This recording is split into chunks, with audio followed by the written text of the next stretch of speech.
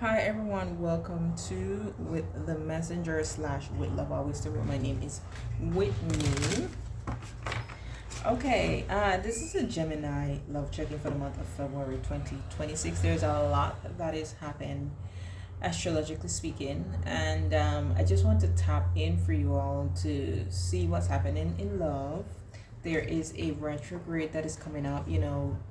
Mercury is the lord of your sign, Gemini, so do prepare for that energy come the end of February. So around February 26th it starts, but Mercury will be in the sign of Pisces from tomorrow, which is the 7th of February, until add 6 to 9 days to that, sometime in April. Okay, we're also gonna have on the 10th Venus joining, so this is at the top of your sky.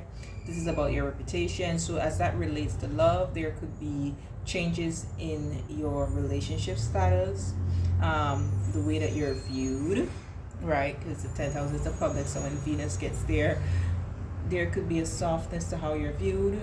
With Mercury, there could be talks about or information that you yourself will put up about your relationship status, whether it's changing for the better. Well, to me, if a relationship's end and it was toxic, then that is changing for the better, right? Or if you get a relationship, if it's a good relationship, that is changing for the better. So who knows? So this spread that I've pulled is for the person that's specifically on your mind, and this is just general love themes that you're going to be experiencing in the month of February. Okay, could be related, doesn't have to be. Okay, for Geminis, please. In love. What's our themes for Geminis in love? Okay, they say take both. Okay. So normally I pull 3 cards, but you got an extra one there. So I'm going to see what those two are together. Oops. Well, you're learning a lesson. Thank you, Saturn. Saturn will be leaving your 10th house on the 14th of February, Valentine's Day. So that could definitely be why up there, because the 10th house is like where honor is, where you would celebrate accomplishments like a graduation, right? Some of you could be actually graduating from school, but in regards to love, I feel like you've learned the lesson here, a powerful one. Okay, and it could have been around escapism, because I see stealing, illegal, self-medication, addictions, irrational behavior. So if you were drawn to people like that, Neptune has come out of the sign of Pisces. So if you were drawn to people who had a tendency to escape, or you yourself had a tendency to escape, that could be what you're up leveling from. Right, runner. Okay, so the people or yourself, if this was you, who I just feel like either someone is learning their lesson when it comes to being avoidant and being a runner, or they're learning their lessons when it comes to dating people like that, and they get put to the test and they overcome that energy. Okay, I know something was missing. I don't have on music for this. Let's get something on here.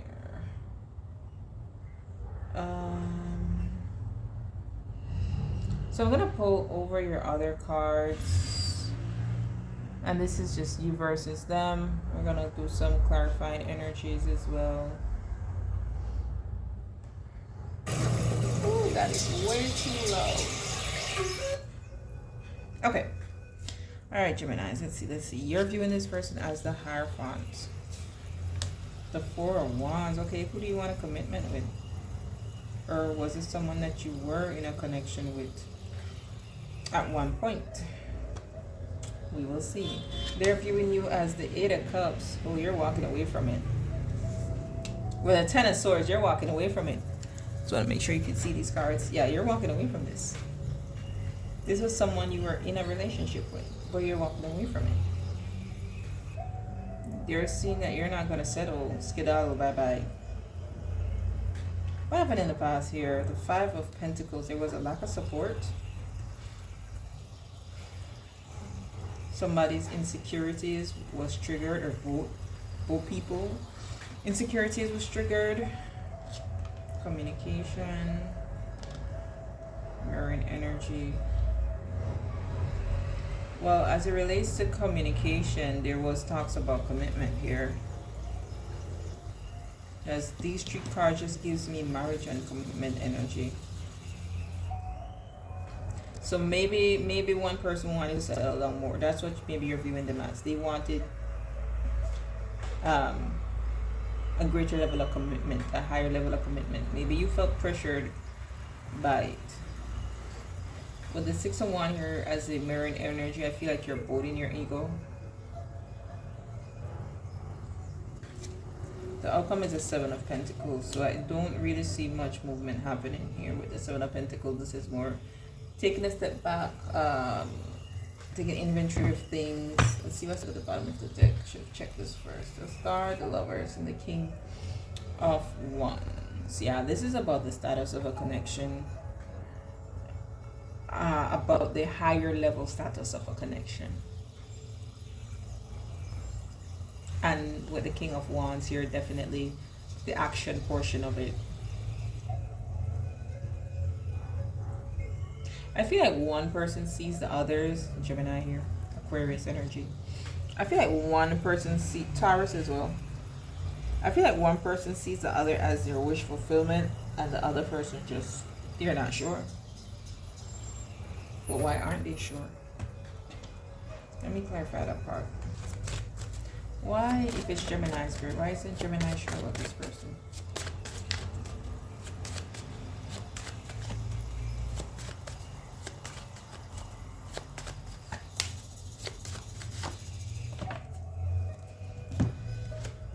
You're not sure about this person because the 10 of Wands, 4 of Wands again.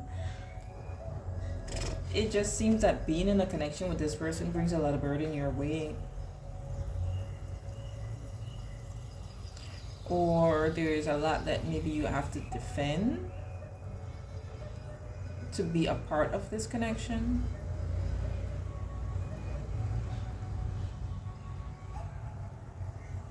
Or even if you don't have to, even if it's like not defending outsiders, it's like defending yourself against this person. Because remember I said with the 6 of Wands, you're both in ego. The 7 of Wands comes after. So it's like wanting to always be the one that is recognized as right in the situation, or be the one who is the winner, right? Like being a winner, being right, same difference. Yeah, I feel like it's just not it. It's just not it. Let's get some more on this. Why is Gemini viewing this person as the Hierophant and the 4 of Wands?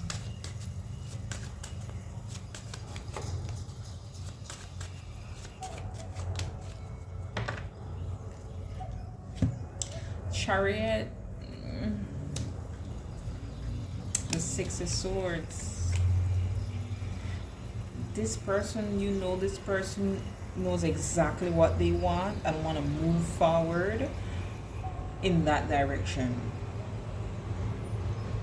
Temperance, 10 of Pentacles, the 8 of Wands.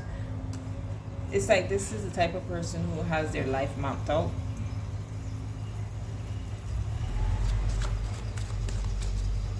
They're viewing you with the 8 of Cups. And 10 of Swords. They feel betrayed here. 10 of Pentacles, yeah. They feel like you're leaving this commitment, this partnership, this bond that you two share. Yeah, the Knight of Wands with the 10 of Swords. They feel betrayed. Or this could be you, them, you know, energy is very fluid. So you could swap this. Don't pay attention to the genders either. Yeah, they're in their head because what? Knight of Pentacles and the Hierophant, they've been trying to get you with the Knight of Pentacles to commit for the longest. You're not willing to commit. So it's either you're the one who's getting away from someone who doesn't want to commit, who's a runner, who practice escapism, or they're the one who's getting away from that with you. Or maybe you might feel like this person isn't stable enough for you to commit to them because they struggle with those things. Tell me about the Five of Pentacles in the past.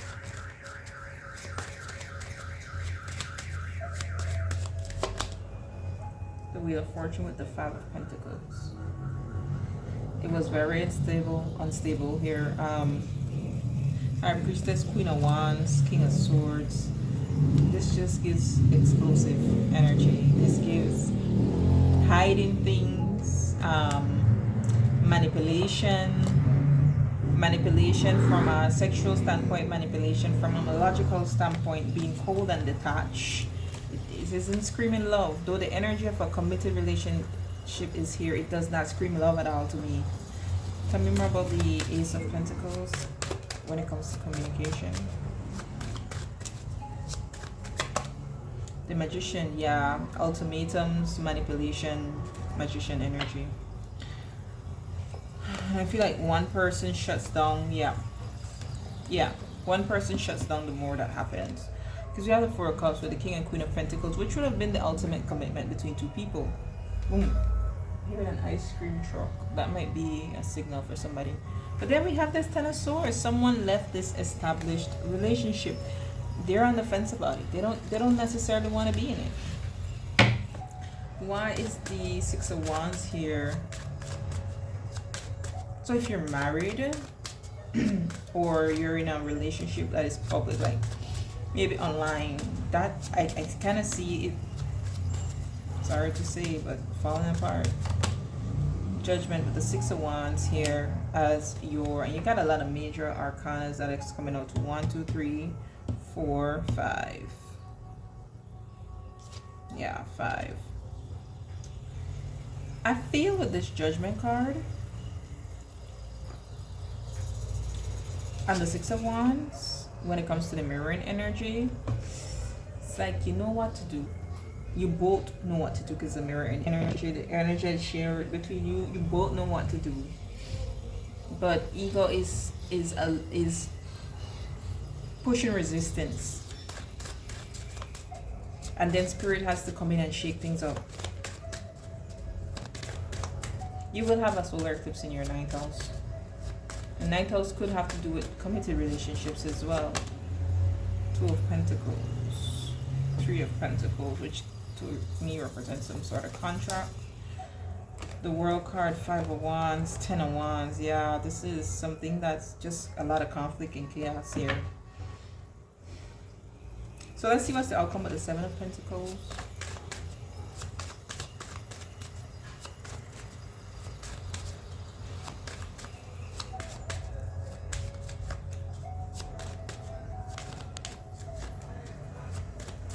You know, with these lessons acquired and wisdom learned and stuff like that, this could be the end of a karmic contract. The South Node is transiting your 4th house, and on the day of the eclipse, I see 333 on my timer. On the day of the eclipse, which is February 17th, that is happening in your 9th house, that same day you'll have Venus meeting up with the North Node in your 10th house and opposing the South Node in your 4th house. Karmic contract, private life, right? High Priestess, the Devil, contracts, the Four of Swords. To the bottom of the deck, we have the 9 of Pentacles, which is a solitary single energy. The 7 of Wands, the 4 of Wands, the 7 of Cups. I kind of feel here, gems, that there's and we have 2 more major arcanas. 1, 2, 3, 4, 5, 6, 7. I feel there is an end of something here. Even if you don't make the decision right away, you're in heavy contemplating mode about this. 4 of Pentacles, 7 of Pentacles, sorry, and 4 of Swords. You're in heavy review mode. But again, you know, we have Judgment, Hierophant, High Priestess, very spiritual energies. I feel that it's there, like your higher self knows that this is what is next, because what you're chained to here, run air, dirty, just about money, irrational behaviors, numbing and stuff like that That has to end. Dealing with people who are like that has to end. One more the Four of Swords. One more the High Priestess. One more the Devil. Five of Pentacles, which is where happened in the past. So you're back to that energy with the Seven of Pentacles and the Tower and the Two of Cups. That's the end of a connection. Now I do feel, before I turn these over, and I'm gonna might get a card here to, yeah, heavy emotions, mental distress.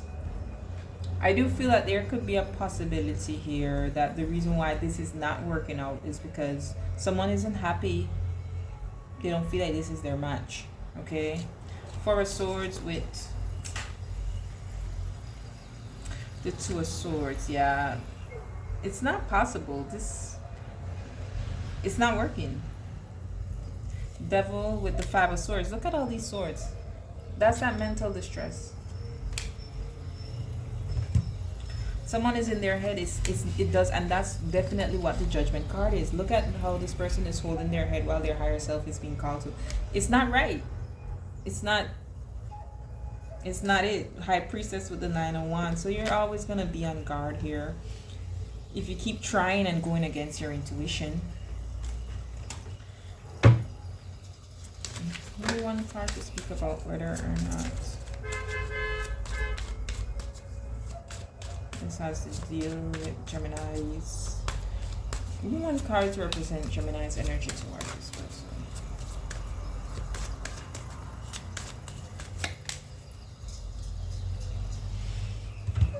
Delay. You're just delaying the inevitable. There's a reason why conflict keeps happening with you and this person. There's a reason why healing isn't happening, why it's blocked. There's a reason why you feel guarded and don't feel like you can let this person in. I'm not saying that it's their fault, but there's a strong possibility with these things here that somebody in this connection has some demons that they need to work on. If it's not you, then I guess it only leaves them. You know where you fit in this equation. Okay, horns outside. So let me come off.